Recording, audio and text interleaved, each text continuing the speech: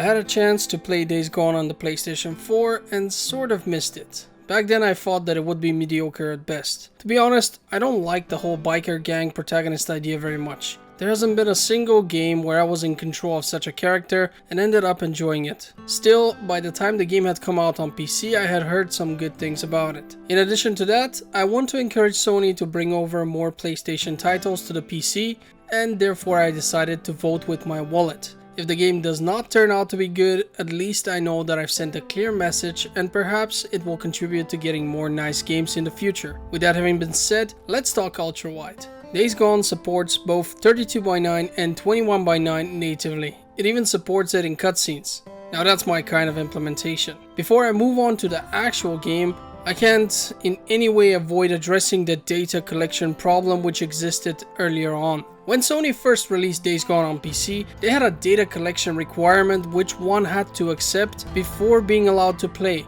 People then explained that the game would scan your PC, collect keystrokes, websites visited, content of your folders, and other stuff. It's not quite clear how much of it was really collected, but we know that it was a lot and above all completely unreasonable. The developers basically said that this is done to prevent cheating. The problem with this is that we're talking about a single player game. People quickly found out how to block the game from contacting its masters and transferring your private data by simply using Windows Firewall. But it was still a dirty move by Sony and it caused a lot of angry responses and negative reviews, which I fully agree with. Luckily, after some time, Sony did see the wisdom in not being an asshole to everyone, and they released a patch which allowed players to simply opt out of the data collection. So I hope they've learned from this mistake and will not be doing it again. This all happened before my time, but it was worth addressing because it both explains the many negative reviews on Steam, while simultaneously serving as a reminder for all of us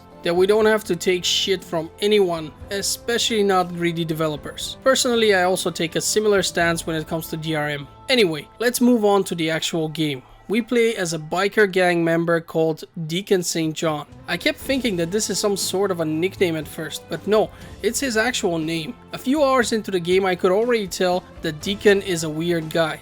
At first he comes off as an unlikable asshole, and as the story progresses he changes into a somewhat likable asshole. So there is some character development here, but in his weirdness, he's at least interesting and entertaining. The game takes place in Oregon, by the way, a part of the US which I would love to visit one day because of its beautiful nature. This setting is great due to the fact that it isn't as densely populated as a large city, for example. All the locations are relatively small. This creates a sort of calm before the storm as we travel from one location to another. While there are zombies on the roads, more often than not, these will just be a few stragglers. The map isn't too big either, so traveling from A to B on our bike is not much of an annoyance. The one thing that had me worried at first was that said bike needs to be refueled from time to time, so the danger of running out of fuel and having to run around on foot seemed like a huge pain. Luckily, gasoline is an abundant resource in these parts, and you will even find canisters lying around at tiny points of interest. In addition to that, I actually had a pretty stressful situation once, which occurred when I stopped at a place looking for fuel and ended up alerting a horde I had not noticed. Just to clarify, that's a giant mass of zombies, potentially hundreds, which move as one and are extremely dangerous. Nothing gets your blood pumping like refueling your bike, getting on it and driving off literally as the first zombie from the horde reaches you and punches you once. So no, having to deal with the fuel was not a bad thing.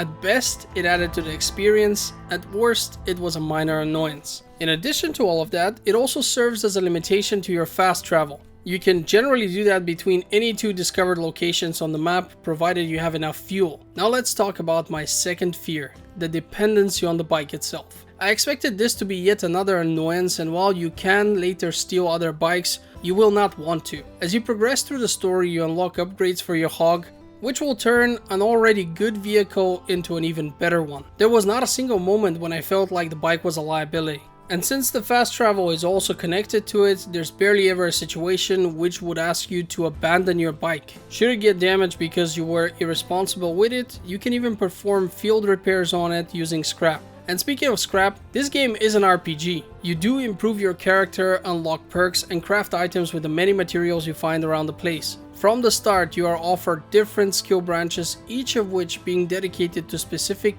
gameplay preferences. To me personally, nothing beats stealth in such games, so that was also what I leveled up at first. Luckily, this is one of those games where you can in fact unlock everything if you decide to be a completionist and do all the quests and the majority of the side activities. Next up, let's talk about the story. Well, it's a zombie apocalypse, and as such, we will be doing jobs for various encampments, establishing emotional connections with different people, and following our main quest, which I will not address because I fear that this story and its twists are particularly easy to spoil. What I do want to say though is the fact that it's a long game and many things happen. At one point, I felt like the story was concluded and I was just about to see the credits, only to be told that a whole new map had opened up and we were far from the end. A surprise to be sure, but a welcome one. Because while you tend to get bored with these kinds of games as you progress through the story, especially due to the relatively repetitive gameplay loop, Days Gone actually was becoming more interesting, throwing new enemies at me, new territories, and a whole new subplot into the mix. And while I have to say that some of the story felt very artificial, it was still quite enjoyable, even if often not plausible. This game's weapons are divided between melee and ranged. Again, progressing will give you access to better guns, but make no mistake, you are strongly encouraged to remain stealthy for the most part. Which is also why I personally went for a melee build primarily. This doesn't mean that the firearms aren't satisfying to use though. In many cases, they do cause more trouble than they are worth, so I always went with the melee option.